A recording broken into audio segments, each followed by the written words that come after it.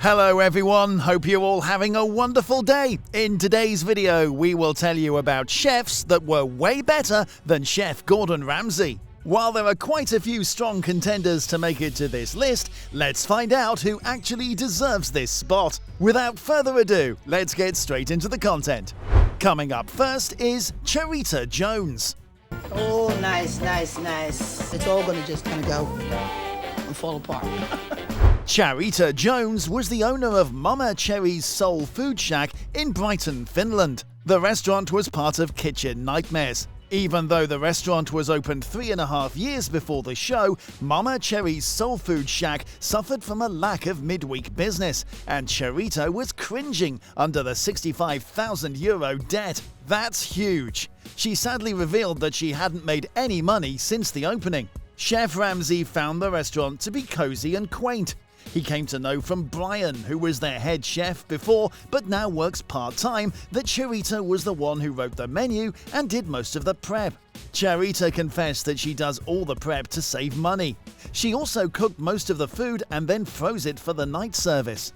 In a desperate bid to save money. Part of this is, you've got to get your hands dirty. Yeah, of course, yeah. For the first time in ages, Chef Ramsay loved the food. He enjoyed the food so much that he cleared his plate clean. Thank you. Bloody delicious. Thank you. And it actually made me feel like I was back at Mum's for the first time and having some home cooking. It was very good. Don't get me crying. That's a hell of a rarity. This kitchen wasn't such a nightmare after all. Instead, it was a pleasant surprise. He even said that the main course reminded him of home and family. Oh, what more can you ask for? Food that reminds you of home is heaven served on a plate. Back to Charita. She was a mama bear to everyone. But that didn't work to her advantage. Because of her sweet, caring nature, all the staff took her love for granted. Heading up front of house is Lauren. She arrives 10 minutes late for the evening service. All her part-timers came in late, and our dear mama bear never said a word to them. All the house chefs did was reheat and plate during the dinner service, so basically they were getting paid for reheating. The whole staff was a big disappointment who knew how to take advantage of Charita. Talks to them like they're her children, and she's the only one cooking anything from fresh. I need to start cooking up these things. Chef Gordon waves his magic wand and works his magic by changing the pricing on the menu and portions. Even though there were some struggles initially, the relaunch was still successful. Now you guys must be thinking about why I put Charita on the list, because her food impressed Chef Ramsay to the point that he cleared the plate. That's something we've seldom seen before. However, when Chef Ramsay revised the restaurant after a year, the food's good, but it could be so much better. Where's Brian? Let me give you a hand. he found that they were back to their old habits of reheating food. Yeah. Oh dear, the signs aren't good. What are they in there? Oh my God, there's like food everywhere. Apparently, it became hard for them to cope after expanding the restaurant. He got to know that the customers were unhappy. Even though Charita left Chef Ramsay disappointed, I believe with the proper guidance, she would do great. 2 years on, and from what I can see, the soul's gone from this kitchen. As of now, Mama Cherry has closed because of large debts and they went into administration. She opened another restaurant which again closed down just after 2 months. Charita made many appearances on cookery programs, including Market Kitchen on the Good Food channel and This Morning on ITV. Because of her appearances in many shows, she earned the title of Celebrity Chef. In 2007, Charita released her cookbook called Mama Cherry's Soul in a Bowl Cookbook. She also has her own YouTube channel called Mama Cherry, where she shares several lip-smacking recipes. Trenton Garvey. Joining that elite club and earning their black jacket, Trenton. Well done. Trenton Garvey was the winner of Hell's Kitchen Season 20. Before Hell's Kitchen, at just 23, he was already an executive chef. Having already had some great experiences, Trenton was still hungry for knowledge. He analysed food differently than the other chefs and displayed many good traits like leadership skills, being a team player with oodles of grit and determination. Trenton presented Chef Ramsay with pan-seared trout with brown butter hollandaise and green tomato jam during the Signature Dish Challenge. Where you from, bud? I'm originally from Rogers, Arkansas. Chef Ramsay was impressed by his dish and found it delicious. That's delicious. Thank you, chef. Fish is cooked beautifully. As competition pushed forward, so did his improvement. During the first couple of days of challenges and dinner services, he wasn't that great, but he showed a tremendous motivational side on the 5th day. His hunger for learning made Chef Ramsay see him as a quick learner. For the next couple of years, he kept himself firm and kept growing. Today was the first real insight to the true Trenton. You are hitting your stride. Yes, chef. In a challenge called the Spells Kitchen Challenge, Trenton was paired with Megan, and together they presented Chef Ramsay with a pan-seared ribeye and pan-roasted mushroom and pink peppercorn cream sauce. Blue team, describe this one quickly. It's a pan-seared ribeye, chef. Hold on, stop there. Look at that. Chef Ramsay immediately praised the duo for a spot-on medium rare, and even asked Trenton to cook him one in the service. Give me that in service any day. Yes, chef. Any day. Being an executive chef, having a palate is essential, but sadly, Trenton failed because he guessed only one sample correctly. Go nuts. Pistachio. Great job, Trenton. All right, I'll keep up the good work. But does this make him a lousy chef? I don't think so. After all, it's what's plated that matters most, and he aces at that. The first chef joining that elite club. During the first Black Jacket Challenge, Trenton presented Chef Ramsay and Chef Jason with pan-roasted rack lamb with Kalamata olive tapenade rub and a celery puree. Not only did the dish's presentation look great, but it also tasted great and earned him the first Black Jacket. Trenton, well done. To the elite club, My honor. you've also earned the right to enter the Black Jacket Lounge. He did a fantastic job and scored the highest in the final tasting. He showed his true potential and leadership skills in the grand finale, leading to a clear victory. After winning, Chef Ramsay said, "Trenton is everything I could want in a protege. At a very young age, he's already proven to be creative, passionate, and a driven leader. He will be a great asset at Gordon Ramsay Steak 2.0 at Paris Hotel and Casino in Las Vegas." Post Hell's Kitchen, Trenton became the executive chef of the Blue Duck, but he is also set to take up the head chef position at Gordon Ramsay Steak in Paris, Las Vegas. What a journey this youngster has had, and of course, he deserves it all. Christine Ha. I'm Christine from Houston, Texas, and I'm a graduate student. Going in? Yeah, go a little left. There you go. Christine can be best described as a woman who has a clear vision, despite being blind. Christine Ha inspired many of us with her determination, cooking skills, leadership skills, team player skills, and an undying hunger to climb the ladder. The potential and thriving that she showed in the show have left many of us stunned and impressed. Christine got her first recognition in MasterChef US Season 3. She was the first blind contestant on MasterChef, and guess what? She even won the title.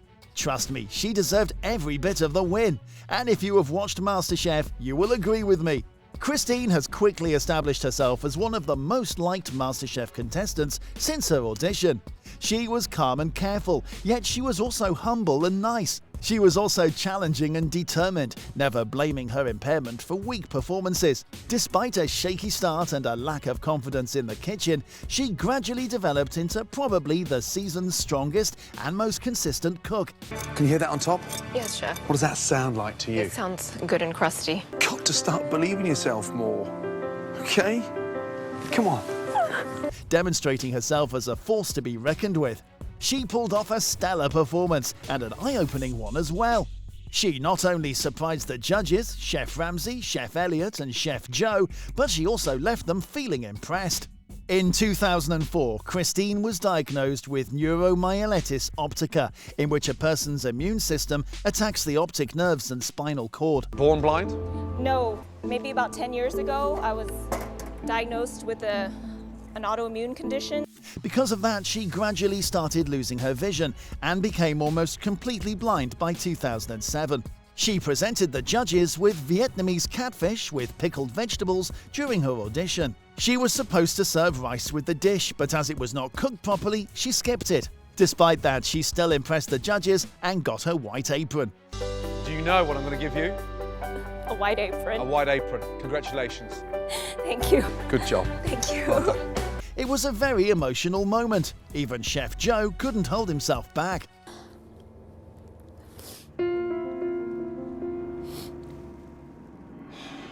Every moment that included Christine on MasterChef was worth watching. Her first team challenge was in the top 16, where she was a part of the blue team. She was the last one to be picked, which pissed me off so much, but the way Christine took it so gracefully left me in awe. Did you expect to be last pick? You know, I have a disadvantage and there's limitations, so it wasn't a surprise to me. Frank was like, "Oh, I am happy that Christine is in my team. She is so talented." I'm actually happy to have Christine on my team. I know that Christine has the ability to be prepared for a challenge. Dude, please, if you thought she was great, you would have picked her much earlier. The blue team didn't win the challenge. I'm feeling disappointed in myself, and to think that I have to go into a pressure test after what I already feel was a pressure test. In the top 15 elimination round, Christine gave a sweet slap to Ryan. It wasn't exactly a literal slap, but it was a victory slap. So Ryan won the mystery box challenge, and he was allowed to decide who would be cooking the live crab and who would be using the canned crab. This jerk gave Christine the live crab one. You gotta be kidding. I never liked Ryan. He was such a jackass. She's a tough competitor, and maybe he really wants her out. And if that's what he was intending, he might get it. Just because you think that Christine is a tough competitor doesn't mean you will throw her under the bus. Ryan enjoyed seeing Christine struggle with the crab, but the result was sweet revenge. At least I felt that. She presented the judges with ceviche cocktail with tomato juice, and the judges found the dish to be delicious. It's delicious. Thank you, Chef. It's fresh, fragrant. You cook every freaking time like an angel. She was even called the winner of that challenge. Oh my god, yes. Chef Ramsay even made Ryan taste it. Yeah, taste that and see how good she is.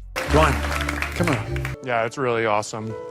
You knocked it out of the park, Christine. Remember the apple pie elimination round when Christine was all flustered and worried about her pie being undercooked, but it was the opposite? She doubted herself so much. Chef Ramsay reminded her how good of a cook she was.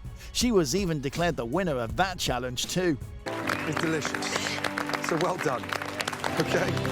Congratulations. With her cooking skills and fantastic presentation, Christine impressed everyone at every step. Christine won 7 times during her whole journey in both team challenges and team challenges. She was also placed 3 times in the top 3 groups. She even showed what a good leader she could be. Christine led 2 team challenges, and both times the team won the challenge. Her take charge attitude was a cherry on the top. Christine's grand finale dish was simple, but it looked amazing and tasted delicious. She presented Thai papaya salad with crab and mixed vegetables as appetizers, braised pork belly with rice, crispy kale and maitake mushrooms as entrees, and coconut lime sorbet with ginger tuile as dessert. This simple yet delicious food led her to victory. Don't you think? A well-deserved contestant. The red team.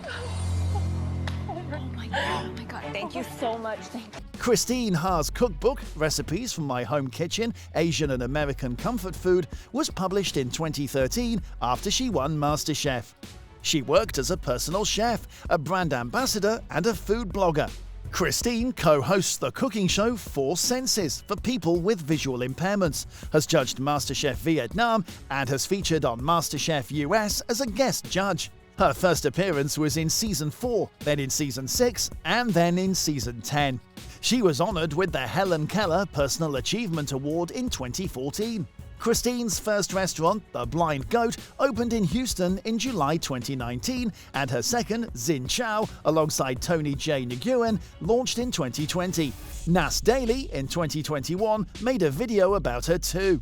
The Blind Goat has 4 stars on Yelp, 4.7 stars on Facebook, and 4.5 stars on TripAdvisor. One of the latest reviews on Yelp was a 5-star, and the guest wrote, "My friend and my favorite dish was the crab and garlic noodles. The dish was so flavorful, and the crab was fried perfectly because it was still extremely juicy.